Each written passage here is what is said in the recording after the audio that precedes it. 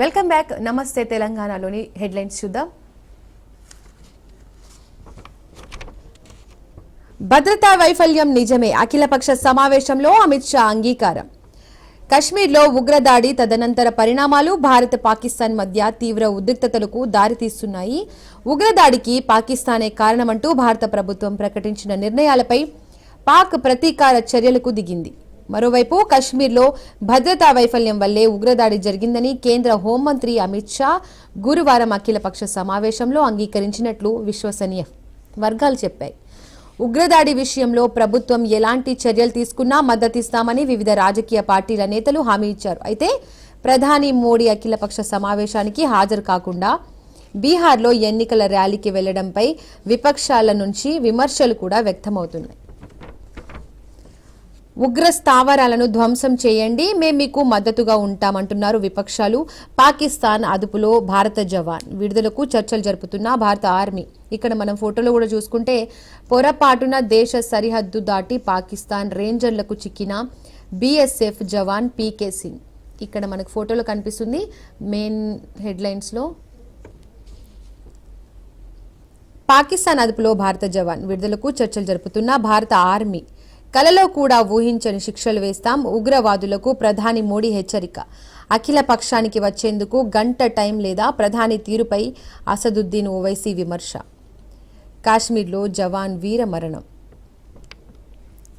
Fighter జెట్లతో IAF ఆక్రమణ విన్యాసాలు, Arabia సముద్రంలో యుద్ధ నౌకల మోహరింపు. ఉద్రిక్తతల వేళ భారత నేవీ అప్రమత్తమైంది.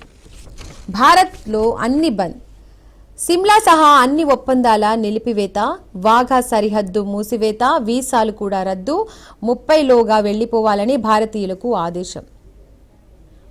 భారత విమానాలకు గగనతలం మూసివేత, హైకమిషన్లో రక్షణ సలహాదారుల బహిష్కరణ, ఇస్లామాబాద్లో దౌత్య సిబ్బంది తగ్గింపు, భారత్పై పాకిస్తాన్ ప్రతీకార చర్యలు. ఇక్కడ భారత్లో పాకిస్తాన్ ప్రతీకార చర్యల గురించి రాశారు.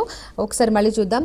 సిమ్లా సహా అన్ని ఒప్పందాల నిలిపివేత, వాఘా సరిహద్దు మూసివేత, వీసాలు రద్దు, 30లోగా వెళ్లిపోవాలని భారతీయులకు ఆదేశం.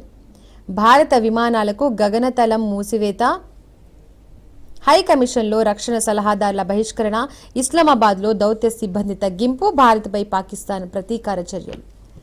పాక్ ఎంబసీలోకి కేక్ బాక్స్, వేడుకల కోసమేనా?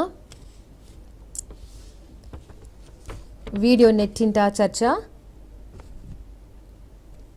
ఇక్కడ మరో న్యూస్ చూస్తే బీఆర్ఎస్ రజతోత్సవ సభలో బెంబేలు, మళ్లీ చేతులు కలిపిన కాంగ్రెస్ బీజేపీ, కుమ్మక్కు కుట్ర. ఈ న్యూస్ మనం నమస్తే తెలంగాణలోనే చూస్తున్నాం. సరిగ్గా 3 రోజుల ముందు డైవర్షన్ టాక్టిక్స్ కాళేశ్వరంపై ఎన్డీఎస్ఏ నివేదిక విడుదల చేసింది.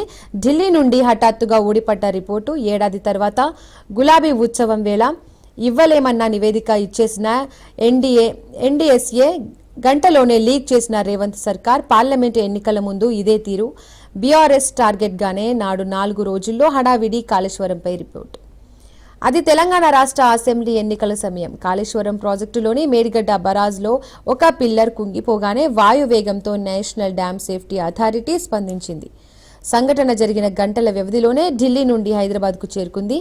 ఇంజనీర్లు కనీసం పిల్లర్ వద్దకు వెళ్లి పరిశీలించకుండానే హస్సినాకు తిరిగి పయనమై ఆఘ మేఘాలపై ప్రాథమిక నివేదిక ఇచ్చారు. అసెంబ్లీ ఎన్నికల్లో దాని ఆధారంగా కాంగ్రెస్, బీజేపీ, బీఆర్ఎస్పై బురద జల్లాయి. కట్ చేస్తే మేడిగడ్డ బరాజ్లో పిల్లర్ కుంగుబాటు ఘటన జరిగి ఏడాదిన్నర దాటుతుంది. కానీ నిన్నటిదాకా ఎన్డీఎస్ఏ తుది నివేదిక ఇవ్వలేదు. నివేదిక ఇవ్వాలంటూ రాష్ట్ర ప్రభుత్వం పదే పదే లేఖలు రాస్తుంది. కానీ హస్సినా నుండి స్పందన కనిపించలేదు. ఇదేమంటే ప్రాథమిక నివేదికలో సూచించిన దానికి భిన్నంగా తెలంగాణలో మరో న్యూస్ చూస్తున్నాం.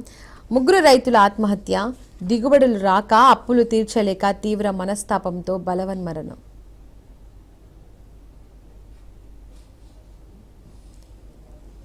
వడ్లెప్పుడు కొంటారు? ధాన్యం కొనుగోళ్లలో సర్కార్ నిర్లక్ష్యంపై మండిపాటు.